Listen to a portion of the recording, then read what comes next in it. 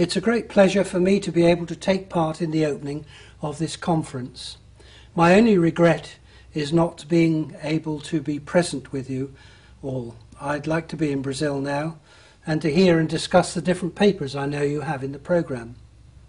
But this title, The Importance of Standards, of course refers to infrared thermal imaging or thermography and how we apply it to medical investigation. Standards are a regular part of modern medicine, and we are all accountable for what we do and how we practice medicine. Imaging is itself a major part of modern medical science. It does carry special dangers because we expect to see certain things in the image that will confirm our suspicions or diagnosis on the patient. So first, it's my pleasure to add my welcome to all the delegates present today, and to say that every memory I have of my several visits to Brazil are great, and I often think of them. This year, 2010, is a significant year for infrared imaging. We now have, after some 50 years, codes of practice and much better technology than ever before. So why this year?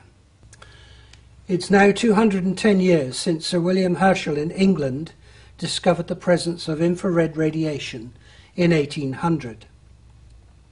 It's 160 years since his son John Herschel made an image with solar radiation and caused it a thermogram. It's 100 years ago that the American Professor Robert Wood, most famous for his work in ultraviolet, gave a paper in London on infrared photography. For the first time, a permanent image using invisible light. And of course it's 50 years ago that medical thermography got underway. We now know that infrared radiation is a most useful and interesting part of the electromagnetic spectrum. And from Herschel's experiment, that was something new outside the visible range of light. It was one of the forerunners of further discoveries of energy beyond that which is visible to the human eye. In medicine, we benefit from so many of them. And this picture shows the experiment of Sir William Herschel measuring the temperature in the bands of the spectrum of light. I'm now involved in London with a special conference to commemorate the centenary of Robert Wood's paper on infrared photography. This has been used in medicine, although now has been overtaken by our more useful application of infrared at other wavelengths. Near infrared, or shortwave infrared, does have its modern uses, especially in imaging or vision in difficult applications, such as fog or smoke. Many lives have been saved by infrared cameras, used in fire or earthquake disasters to locate living persons. 50 years ago, infrared cameras were large, slow, noisy, and gave very limited resolution. This picture shows the British Pyroscan on the left, the World War II prototype, my first camera used in 1958. And on the right is a medical version from 1961. This could take images like the one shown of arthritic knees in about 5 to 8 minutes. This picture shows such an image written on thermally sensitive paper from a built-up scan of lines, compared with a more modern digital image of the hand, recorded 30 years later. This was obtained in a fraction of a second on a computer screen. So, given our excellent imaging technology, why should we be concerned about standardization? Well, primarily, we want to reduce variables in the methodology and the results. In this way, we can improve our own ability to learn what is normal and abnormal. We can exchange data with other colleagues. set standards for interpretation as necessary, and improve the use of serial measurements from which we can conduct drug trials or measure improvement from surgery or other clinical care. There is now international agreement about the number of stages in a thermographic examination, which have been summarized in several papers, one by Ammer and Ring in Europe in 2000. These are listed here, and if any one of these 6 stages is not adequately treated, it will lead to unreliable results. There are many critical papers in the world literature on thermography that challenge the reliability of the technique. Here are just a few examples of how special attention can avoid such pitfalls. A number of papers have been published on the need for critical comparison and checking of thermal cameras. Do you know the degree of uniformity of your camera right now? Not last year when it was serviced. This example is of a camera with a problem, looking at a completely uniform heated surface, but showing a difference of temperature of 0.6 of a degree centigrade from center to corners of the image.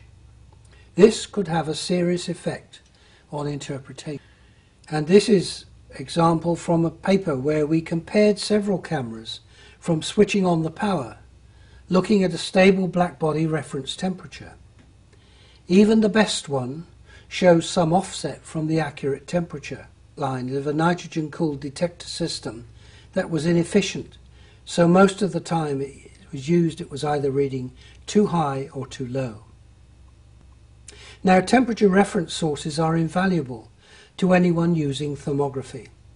The top left is a high precision laboratory standard, not suitable for everyday use, but smaller, cheaper systems can be used, providing they are checked against the lab standard and can be good enough for quality assurance on a regular basis.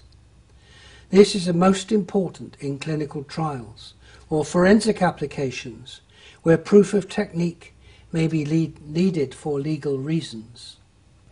Now, given that all the earlier checks on room temperature have been made and the patient preparations are okay, there is still room for error. This can be the angle or position of the camera to the subject, and tripods meant for photography are hopeless in medical thermography. Use a medical or photo studio stand where the camera can be vertically adjusted without angles from a pan and tilt head. Is the distance from camera to subject constant? And how do you select regions of interest? Guesswork is common here. Define every region of interest by anatomical definitions for true reproducibility. Here is an example from a standard set of procedures used by our unit and endorsed by the European Association of Ophthalmology. Different operators can follow the instructions when the patient returns for a repeat study. All these definitions have been published in Ophthalmology International and are on the website shown, www.medimaging.org. Here is the total scheme, but of course others can be added for your own use, as long as the defining rules are followed and written down in your own standard procedure record. There is a new standard recently published by the ISO for fever screening by thermography. It's worth reading these since most of them can be applied to routine medical thermography with great advantage.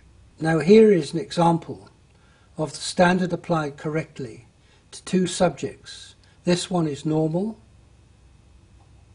and this one has fever. Under the standard conditions, this technique works very well. Unfortunately, just to look at the websites or seeing the camera used in an airport shows that over 95% are ignoring the standard, so it's very unreliable.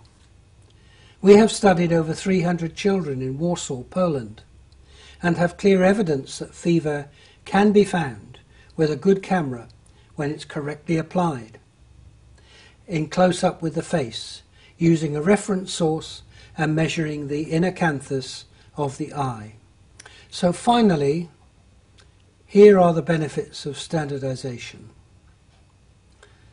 These are especially important when more than one operator uses the system. It also means better exchange of clinical data is possible, and you become more aware of the limitations and changes in your own system. We agree on the need for normal reference images, especially for teaching, but these have no value unless everyone uses the same standard procedures. So it's good to set up a standard procedure policy that can be used for training and referenced by anyone. This is good practice. So now I wish you a good conference and hope that following this meeting you will take home a clear message that will change and improve your experience with infrared thermal imaging.